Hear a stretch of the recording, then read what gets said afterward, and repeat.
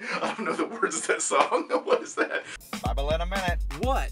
I said Bible in a minute. What? I said Bible in a minute.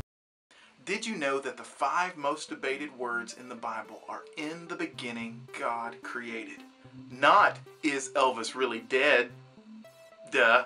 There are many different arguments for the existence of God. Some are better than others. The one we're going to look at today is from a guy named Blaise Pascal. What a cool name, Blaise. Like, wouldn't you want that name? Blaise, Blase. He said, since there is no way to prove or disprove God with 100% accuracy, let's make a wager. Heads, there is a God. Tails, God does not exist. This is a decision that everyone has to make. It's not optional. What does it mean for you to wager that God exists and to live like He does? If you are right, you gain everything. A life filled with purpose, meaning, and eternal happiness.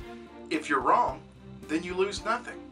You've lived a good life while you're here on earth, and then at the end, that's it. But on the flip side, what does it mean for you to wager that God does not exist?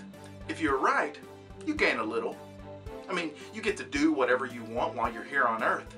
And in the end, well, that's it. But if you're wrong, you lose everything. Yeah, you've gotten to live how you wanted to live here on earth, but you have an eternity to regret that decision.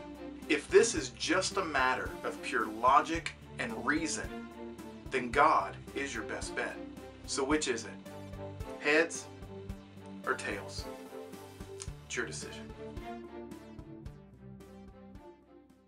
You ain't a nothing but a hound dog. Rock something all the time.